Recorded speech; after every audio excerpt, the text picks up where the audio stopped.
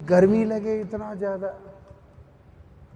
आखिर में मैं वहाँ से उठा, कमरे से बाहर निकल के बागान में जाके बैठ गया। मैंने बोला मैं अब इधर ही बैठा, और फिर बेचारों को ऐसे ही घूमना पड़ा। फिर उस दिन उनको और कोई उपाय था नहीं। भक्त लोग बड़े विचित्र होते हैं, उनको ना ठीक समय पे कईयों को ये काम करता नहीं। वो क्या करेगा, ठाकुर जी जहाँ है वहाँ दिया भी रखेगा, अगरबत्ती भी रखेगा, और कथा बोलने वाले का आसन भी वही रखेगा। सब जगह पंखे चल रहे होते हैं, वहाँ पंखा नहीं चला सकते क्योंकि दिया बुझ जाएगा। और इतने मोटे मोटे वो क्या रहता है, अगरबत्ती जो है उसको लगा देते, इतनी धुआं। नहीं, उस गर्मी में तो बेचारे भगवान भी परेशान हो जाते होंगे।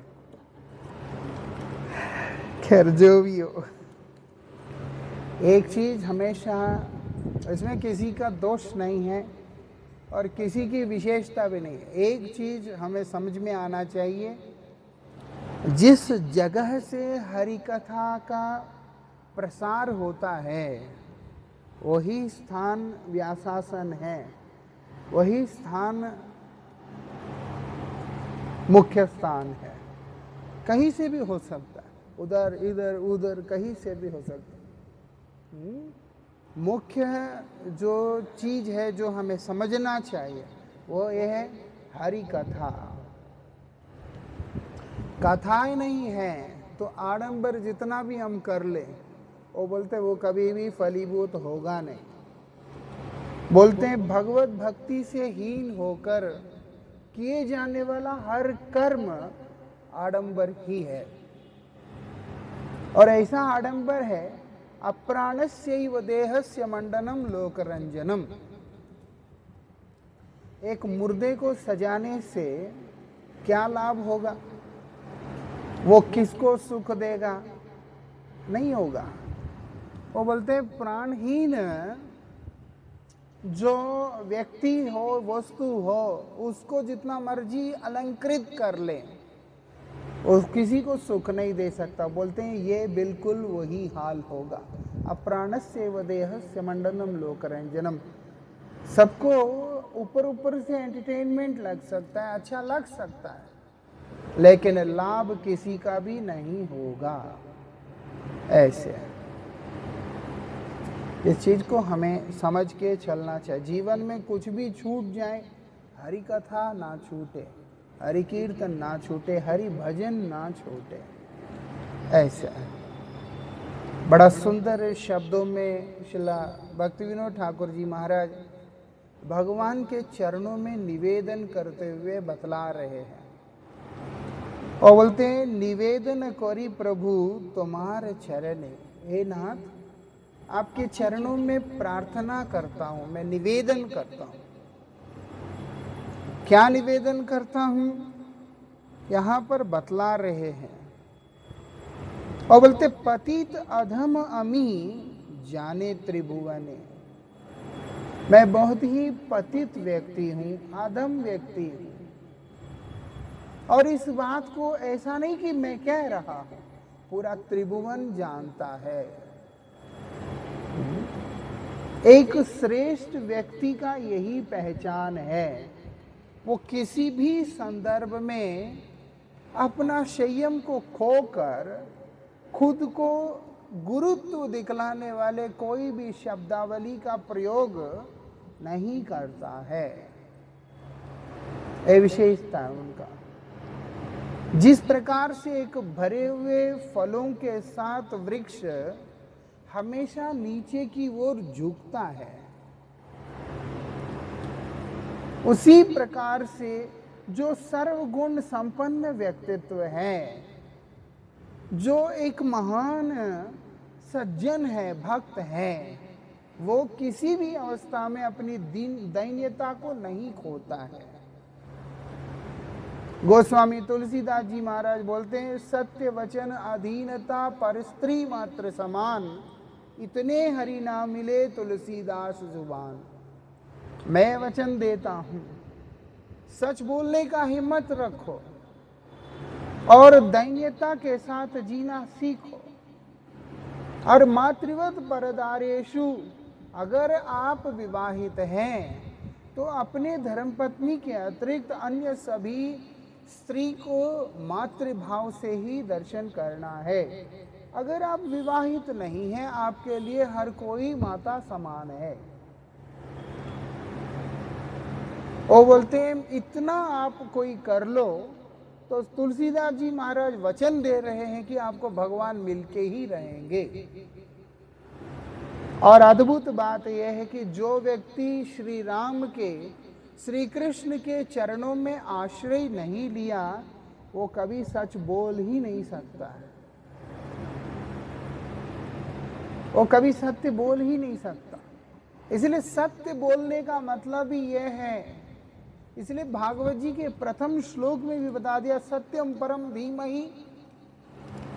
मैं सत्य का ध्यान करता हूं, नहीं, परम सर्वोत्तम सत्य है, जो चरम सत्य है वो भगवान है, मैं उन्हीं का ध्यान करता हूं। ऐसे इसलिए बोलते सच बोलने का हिम्मत रखना पड़ता है और दैन्यता के साथ जीना पड़ता है।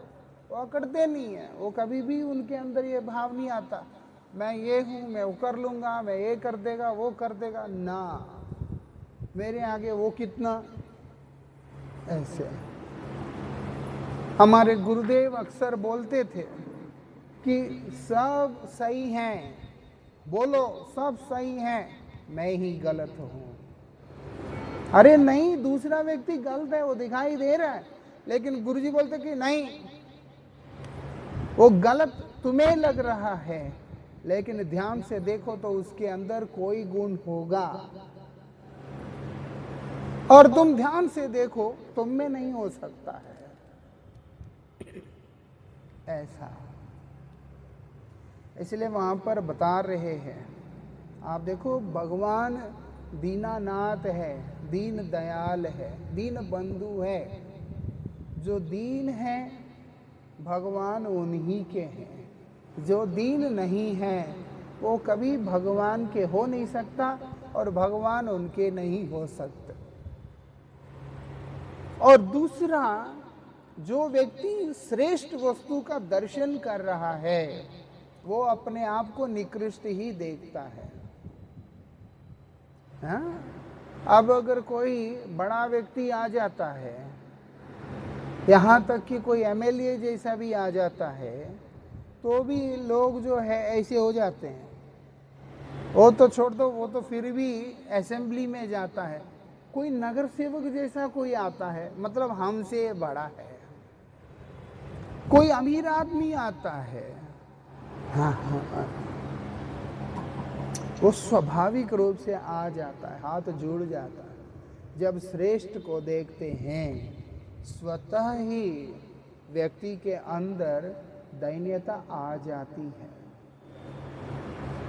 ये महापुरुष हमेशा किसको देखते हैं? भगवान को देखते हैं। उस निर्गुण भूमिका में गोलोक वृंदावन के अंदर अपने नित्य परिकरों के साथ विलास करने वाले गोविंद को जब देख रहे हैं, तो वो लोग देखते हैं कि हम अभी इस संसार में हैं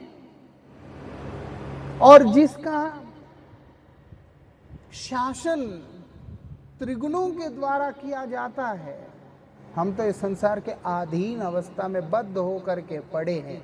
इसीलिए वो अपने आप को बहुत ही दीन देखते हैं। जो श्रेष्ठ के आगे ही अपने आप को व्यक्ति कनिष्ठ देखेगा, निकृष्ट देखेगा, अधम देखेगा। अगर आगे श्रेष्ठ दर्शन नहीं है तो अब जो कोई बड़ा ही नहीं है तो फिर मैं ही बड़ा हूं, वो वाला हाल हो जाता है। हमेशा बड़ा कोई है, वो कौन है? भगवान है। बड़ा कोई है, वो कौन है? गुरुदेव है। ऐसा, हाँ अब तो गुरुजी है नहीं है, ठीक है, सामान उठा के फेंक दो, ऐसे। और उसके बाद अपने धारणाओं से भी उठा के फेंक दो। भगवान भी नहीं है, ठीक है, क्या है तब क्या है, खुद ही श्रेष्ठ का अभिमान शुरू होगा, तब भजन होगा नहीं। भक्ति विनोद ठाकुर इसीलिए हर पद्य पे, हर कीर्तन में यही शिक्षा दे रहे हैं कि मेरी क्या अवस्था है, मैं तो एक पतित हूँ, क्योंकि मेरे प्रभु जो है वो पावन है। मेरे प्रभु कौन है? अनंत ब्रह्मांडों के स्वामी है मेरे नाथ। जब मैं उनके चरणों को देख पा रहा हूँ तो मैं अपनी अवस्था को देख करके यही तो कहूँगा कि नाथ पतित अधम अमी जाने त्रिभुवन। तीनों लोग इस बात को, इस सत्य से परिचित है कि मेरे से बड़ा पतित कोई नहीं। इतना अच्छा लगता है बड़ा पतित बनने में, बोलते नहीं, जो जितना बड़ा है उसका जगह उतना आगे रहता है। तो गोविंद जब पावन करने की बारी आई, ये तो अधिक पतित है। सूरदास जी महाराज इसीलिए बड़ी चालाकी के साथ वो क्या बोलते हैं, वो बोलते हैं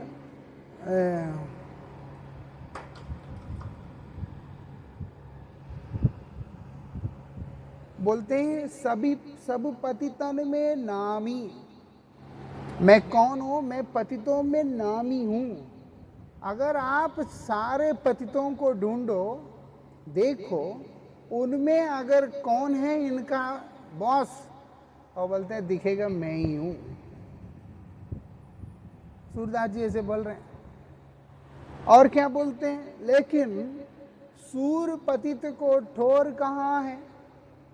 मान लिया कि मैं पतित हूँ और मैं ही सबसे बड़ा पतित हूँ, लेकिन नाथ मेरा ठिकाना कहाँ है? वो बोलते हैं तुम बिन श्रीपति स्वामी। हे श्री राधा जी के नाथ, आपके बिना मेरा ठिकाना कहाँ है? मेरा हक बनता है कि मैं सर्वप्रथम आपकी कृपा को प्राप्त करूं। क्यों? क्योंकि मैं श्रेष्ठ पतित हूँ। जैसे उत्तम भक्त होता है, ऐसे मैं श्रेष्ठ हूँ पतितों में।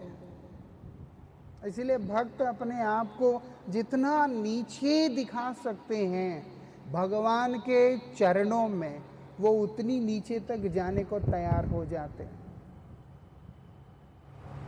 हमारे आचार्य बतलाते हैं और बोलते हैं विष्ठा की कीड़ा से भी मैं ज्यादा दयनीय स्थिति में हूं, मैं उससे छोटा हूं।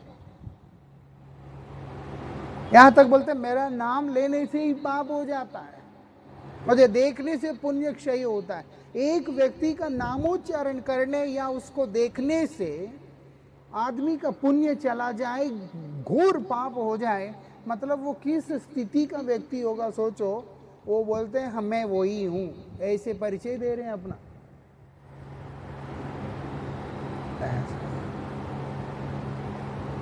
गिरना ही है तो गोविंद के चरणों में ही गिरे, बस और कहीं नहीं। जो भगवान के चरणों में गिर जाता है उसको भगवान कहीं भी गिरने नहीं देते।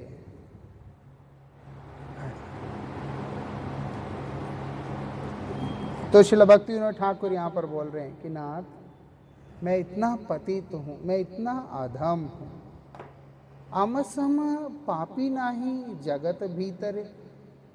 मेरे समान इस संसार में कोई पापी ही नहीं है। इतने पाप किए। आप बोल सकते हो भजन कर रहे हैं, ऐसे महापुरुष क्या पाप किया होगा, उनको क्या लगता होगा।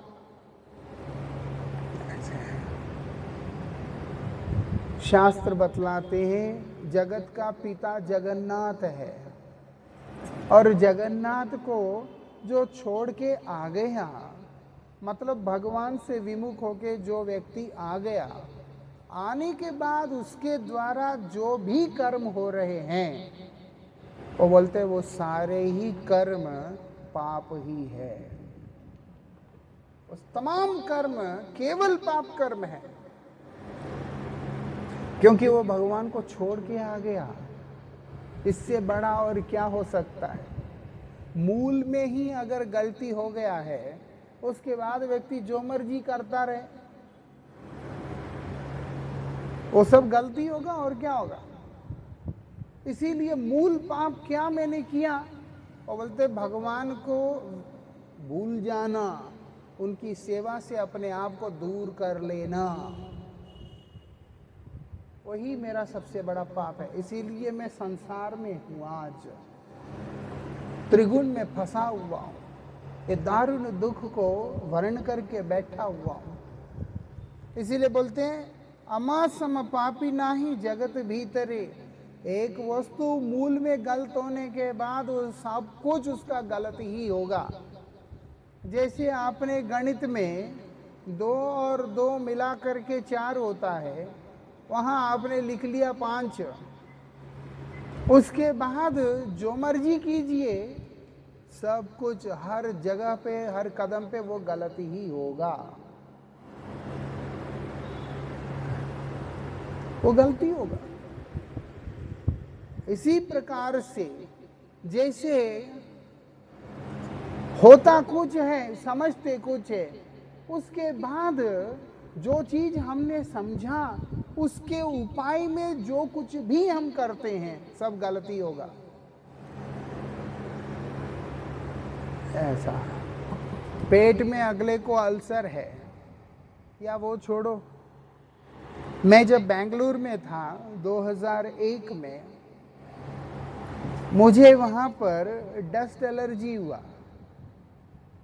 जब मुंबई आया, दवाई लेना शुरू किया डॉक्टर के पास जाके, उसने क्या किया, आस्थमा का दवाई दे दिया। अब डस्ट एलर्जी है, वो सब दे दिया, स्प्रे दे दिया, इनहेलर दे दिया, सब दे दिया। तबीयत दिन दिन बिगड़ता ही जा रहा है। आपको एलर्जी है, आस्थमा तो नहीं है। आस्थमा समझ के जब आप एलर्जी की जगह पे आस्थमा की दवाई खाना शुरू कर दोगे तो एलर्जी ठीक कैसे होगा? उल्टा अनावश्यक दवाइयों के खाने से उसका रिएक्शन भी होने लग जाता है। ऐसे इधर दर्द हो रहा है, वो सोच लिया कि मुझे हार्ट अटैक है या कुछ ऐसी सिम्टम है, वो सॉर्बिट्रेट खा लेगा, क्या ठीक हो जाएगा? वो मूल में गलती होने पर पेट में गड़बड़ है, जिसके चलते वो गैस हो चाहे जो कुछ भी हो, जाके सिर में मार रहा है। वो सिर समझ लिया उसने, सिर दर्द है, दवाइयाँ खा रहा है, दर्द जा ही नहीं रहा। अंदर अंदर से जो बीमारी है पेट में, वो और भी पक्का होता चला गया।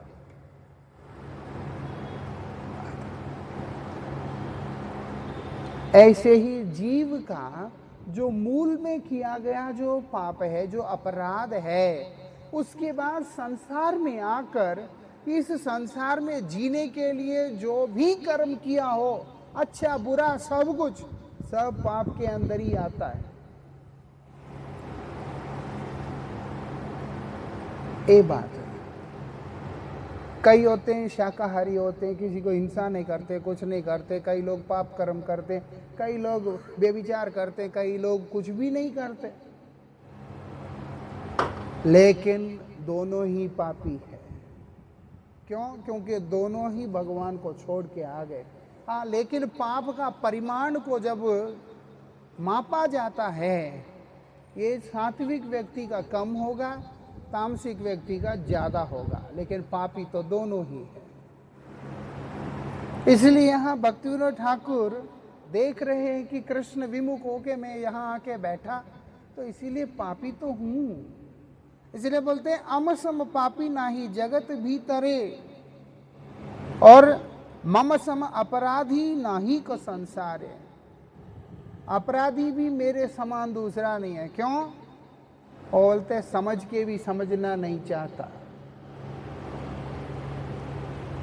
समझ के भी समझना नहीं चाहता। मेरा चित्त कठोर हो गया, पत्थर जैसे हो गया, वज्र की तरह हो गया, जो नरम होता ही नहीं। दया का भाव हृदय में आता ही नहीं। कम से कम दया हो किसी के प्रति, वो बोलते ना वो दया है ही नहीं। एक कीर्तन में बोलते दयाहीन स्वार्थ पर, इतना ज्यादा अपना मतलब का बारे में सोचते हैं कि बोलते लेश मात्र भी दूसरे के प्रति दया नहीं है, दूसरे के लिए अच्छा सोचने का इच्छा ही नहीं होता। ये परिस्थिति अपराध ही है। ऐसे क्या अपराध किया? पाप का तो फिर भी प्रायश्चित हो जाता है, अपराधों का प्रायश्चित नहीं होता। अपराध इसलिए है कि जानबूझ करके कर रहे हैं। चलो जो पाप है वो अनजाने में हो गया, मान लेते हैं, लेकिन अपराध वो अनजाने में नहीं होते, जानबूझ के होता है। वो बहुत खतरनाक है। बोलते हैं यही मेरा हाल हो गया है।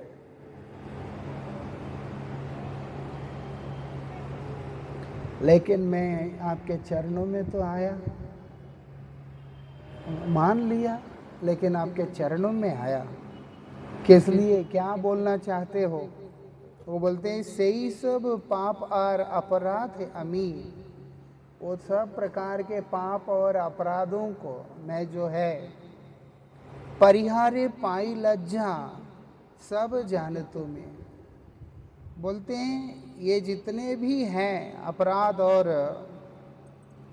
पाप, वो बोलते हैं परिहार पाई लज्जा, मुझे शर्म आ रहा है नाथ, मैं आपके सामने लज्जित अनुभव कर रहा हूँ। अपने इन अपराधों के बारे में, अपने इन पापों के बारे में बतलाते हुए इनका प्रायश्चित करने के लिए, या मैं जो भी है इन सबको धोने के लिए जो यहाँ पर आपके चरणों में आया हूँ, और मैं शर्म अनुभव कर रहा हूँ। क्या बोल?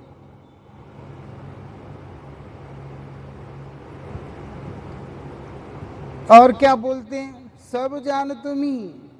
और बोलते हैं आप तो सब कुछ जानते हैं, आपसे छिपा क्या है? ऐसा तो नहीं कि आपसे कुछ छिपा है। बोलते हैं आपसे कुछ भी नहीं छिपा। हमारे एक गुरु भाई हैं, उन्होंने मुझको सिखाया था शुरू में।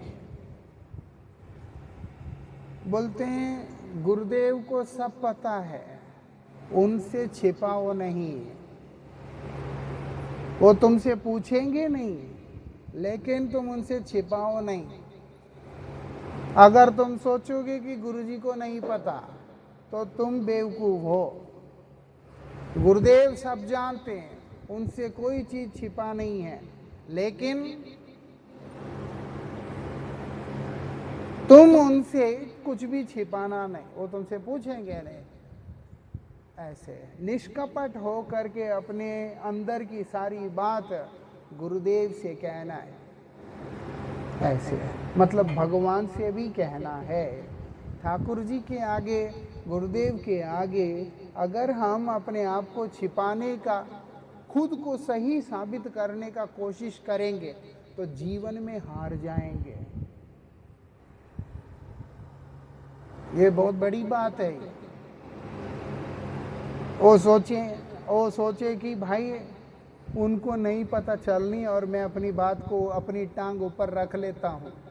बोलते हैं वो व्यक्ति जीवन में हार जाएगा। और हमने देखा है, हमारे एक गुरु भाई को हमारे गुरुजी ने 5,000 दिया था, और देखा वो कम से कम नहीं तो 30 साल तक गुरुजी के साथ में रहा। पुराना है, काफी पुराना है। और गुरुजी ने 5,000 दे दिया। देने के बाद गुरुजी को आदत है अपने डायरी में लिखने की, तो गुरुदेव वहाँ पर उस दिन लिखा नहीं। उसके अगले दिन गुरुजी उनको बुला के बोलते हमने आपको 5,000 दिया, क्योंकि बहुत सारी सेवाएं उसमें गुरुजी का ध्यान से हट गया। तो गुरुजी ने याद आया तो गुरुजी ने उनको बुला के बोला कि आपको तो हमने 5,000 दिया। छूटते वो बोल पड़ा कि आपने तो नहीं दिया मुझे। गुरुजी बोलते नहीं, हमने दिया है। वो बोलते नहीं गुरुदेव, आपसे शायद भूल हो रहा है, गुरुजी से भूल हो रहा है, ऐसे बोला। गुरुजी बोलते अच्छा हो सकता है, बोल के गुरुजी ने टॉपिक खत्म कर दिया। वो व्यक्ति संन्यास आश्रम तक चला गया। उसके बाद 6 महीना भी नहीं हुआ, संन्यास आश्रम को छोड़कर शादी करके, हमको बाद में पता चलता है वो जिनसे शादी किया वो महिला उनको बेलन और जूतों से मारती थी। ऐसी स्थिति है।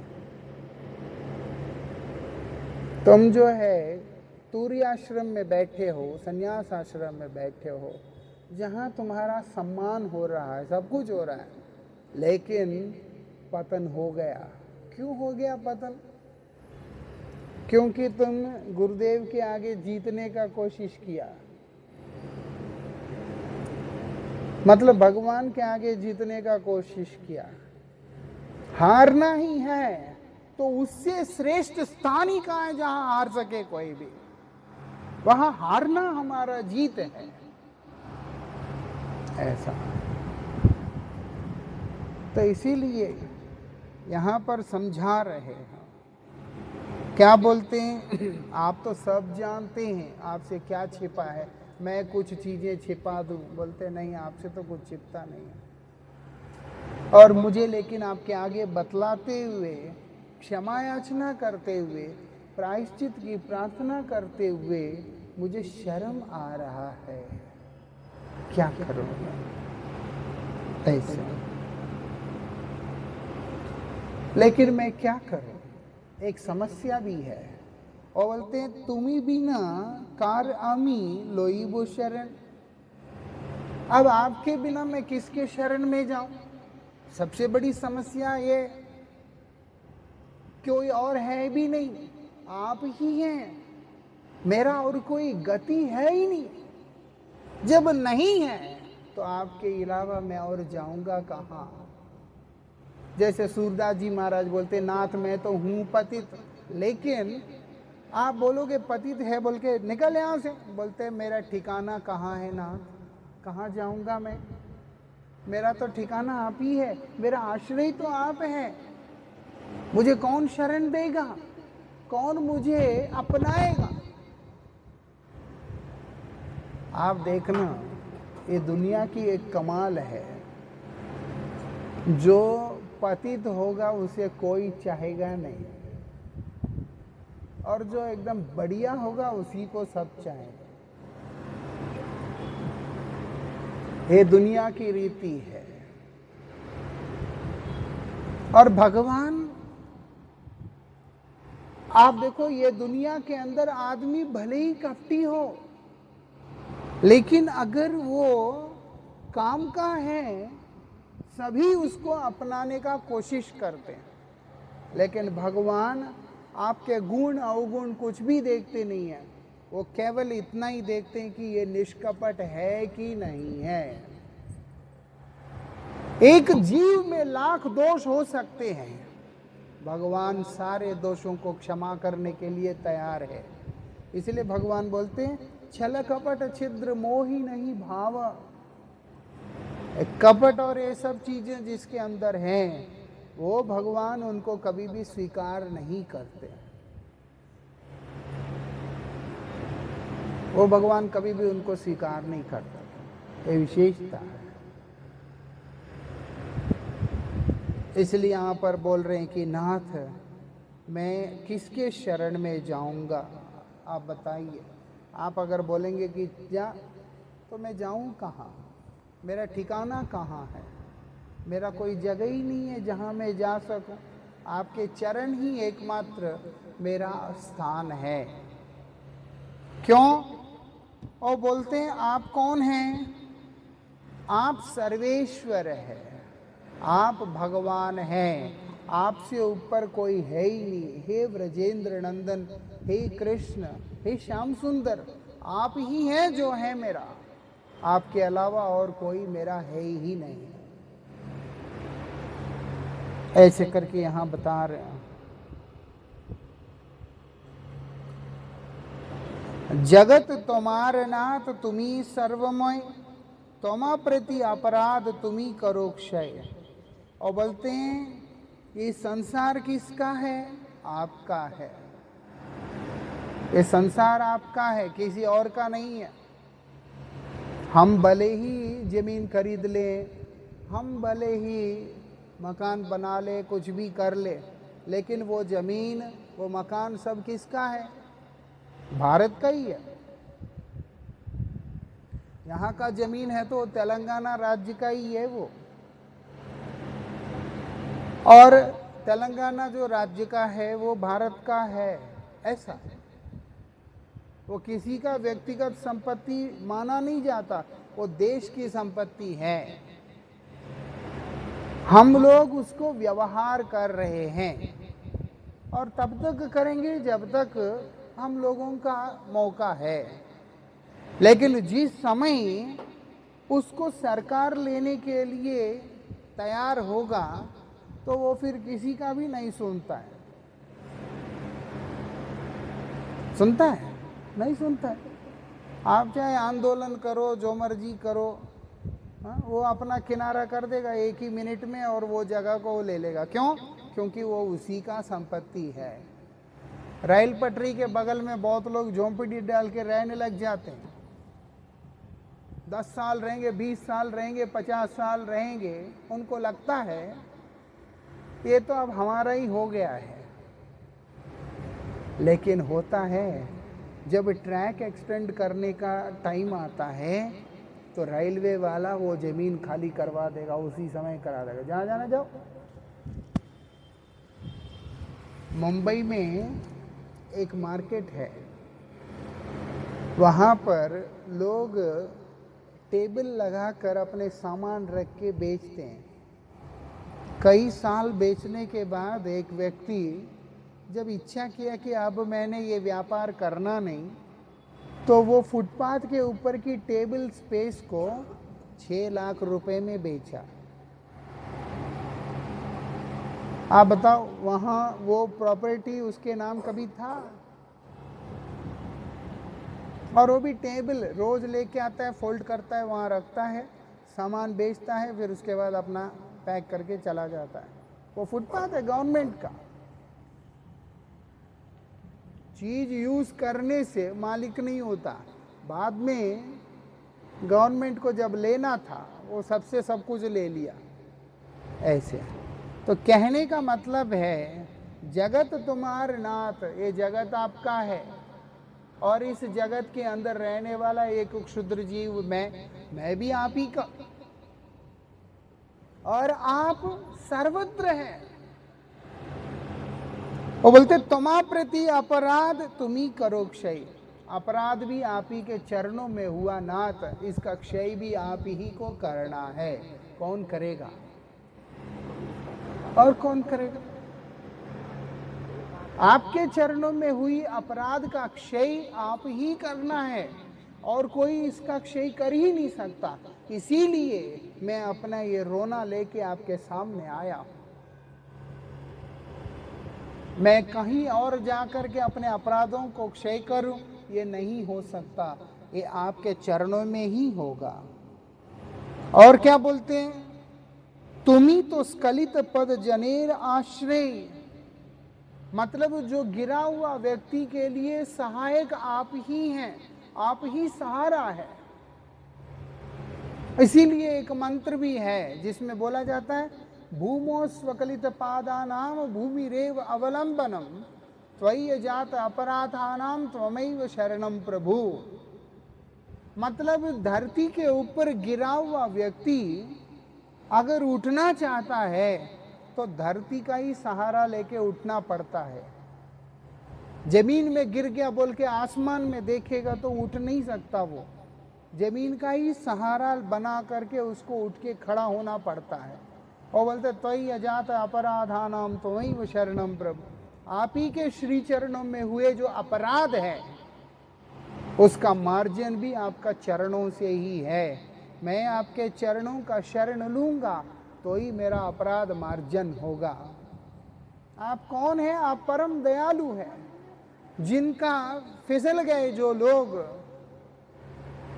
जो पतित हैं, उन लोगों के सहायता करने वाले आप ही हैं। इसीलिए मैं आपके पास आया हूं। तुम्ही बिना आर के हो आछे दयामय, हे दयामय, हे नाथ, आपके बिना और कौन है? कोई है ही नहीं है। ऐसे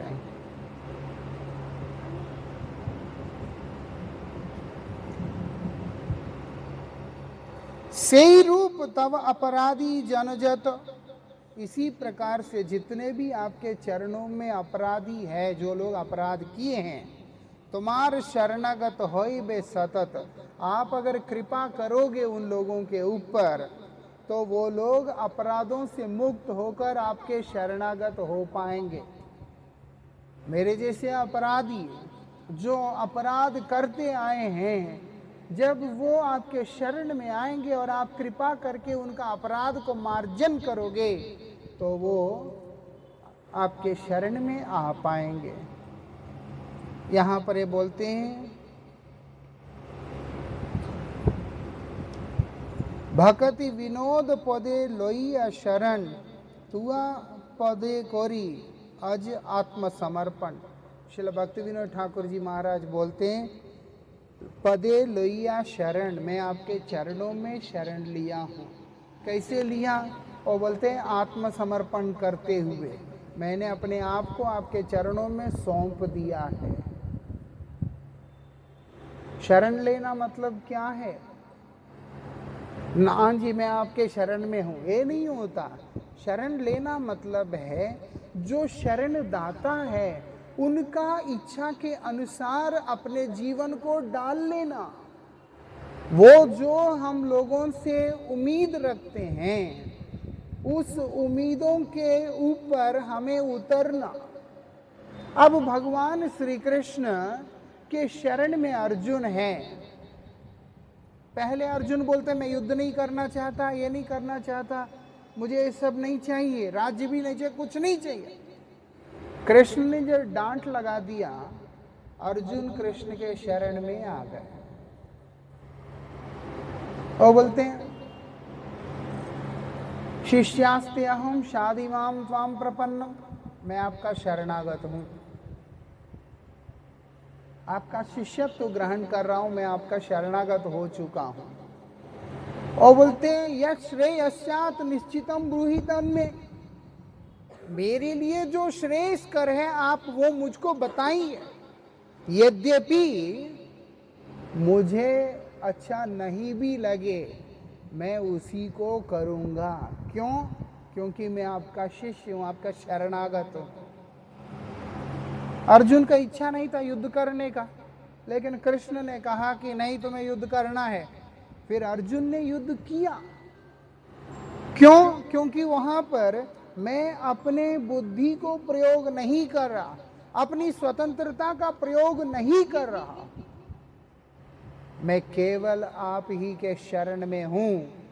आप जैसे चाहते हो ऐसे ही करूंगा। भक्तिविनोद ठाकुर वही बोल रहे, मैं आपके चरणों में आ गया हूं, आपके पाद पद्म में मैं आ चुका हूं, आके बोलते खुद को समर्पित कर चुका हूं। मतलब अब शरीर मन वाणी से जो कुछ भी करूंगा वही करूंगा जो आपकी प्रसन्नता का कारण हो, और कुछ भी नहीं करूंगा। वृंदावन बिहारी लाल की।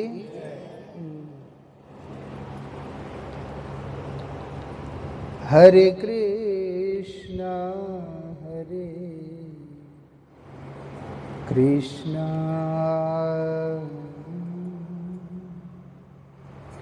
कृष्णा कृष्णा हरे हरे हरे राम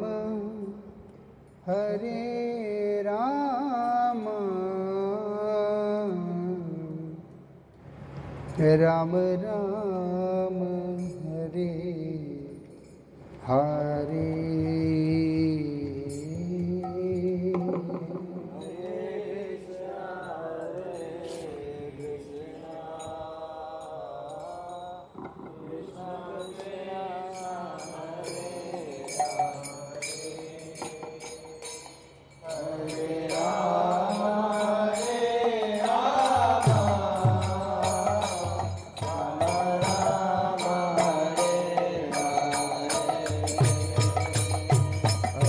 कृष्ण हरे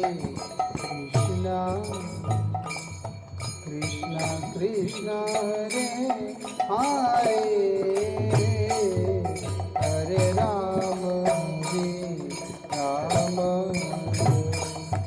राम राम हरे हरे।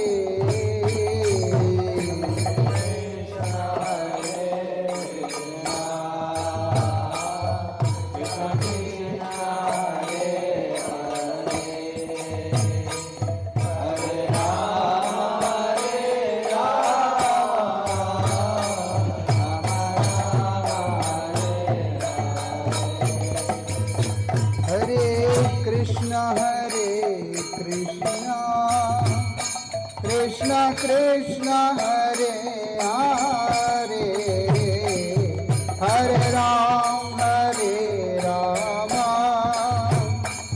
राम राम हरे हरे।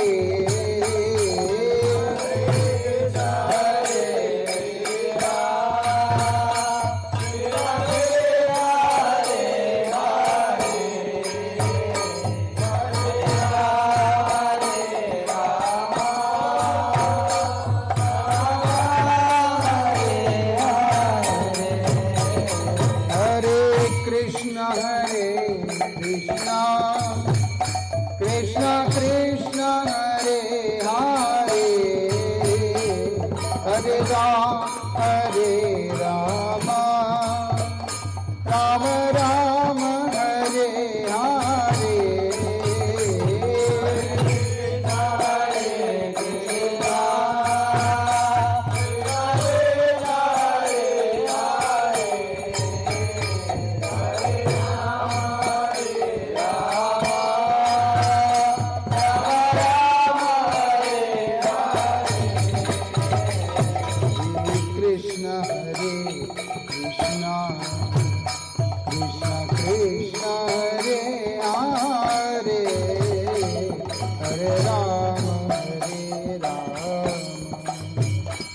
राम राम हरे हरे।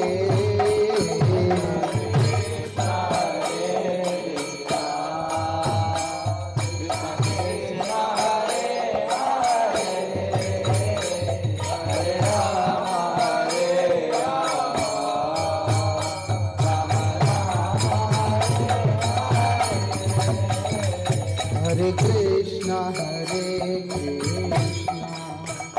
कृष्ण कृष्ण हरे हरे हरे राम राम राम हरे हरे।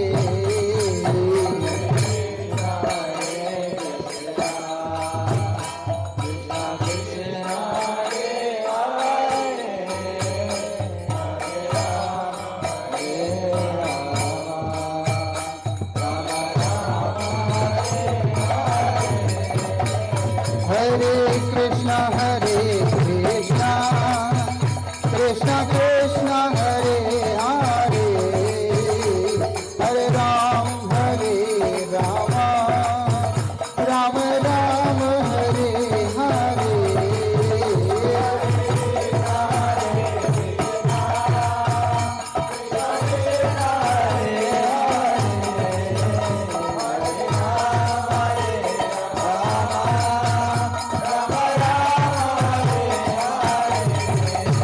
हरे कृष्ण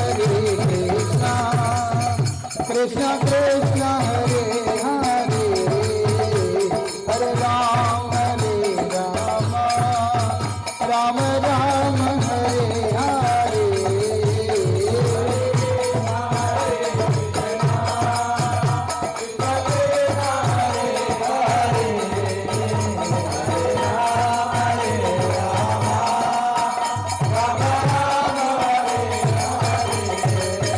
हरे कृष्णा कृष्ण कृष्ण हरे हरे, हरे राम राम राम हरे हरे।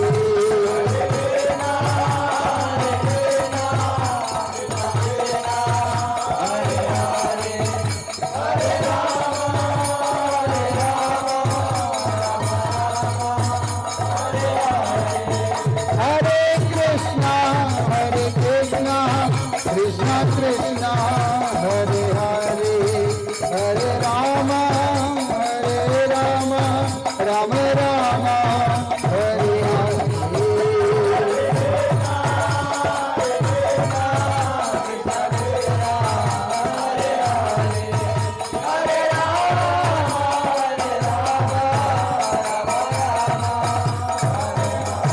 गौरा हरि हरि गौरा हरि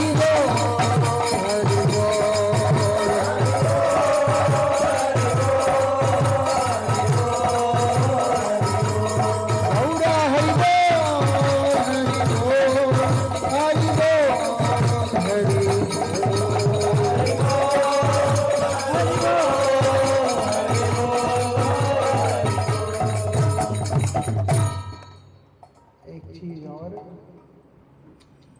जब आदमी दुनिया के किसी व्यक्ति के पास जाकर के दीन होने का कोशिश करता है, तो दुनिया का व्यक्ति समय आने पर आपके दीन भाव का फायदा उठाते हुए आपको दुनिया के नज़रों में बहुत ही हेय प्रस्तुत करने में संकोच नहीं करेगा। ये दुनिया की रीति है। आपसे वो तब तक ही प्यार करेगा, तब तक ही वो आपका साथ देगा जब तक उसको ठीक लगता है। आपके कमियां, आपके अवगुण इत्यादि उसको सुन के जो पहले सांत्वना दे रहा होता है, जब उसका स्वार्थ पूर्ति ना होने पर वो उन्हीं कमियों को आपके ऊपर अस्त्रों की तरह प्रहार करने में हिचकेगा नहीं। ये दुनिया की रीति है।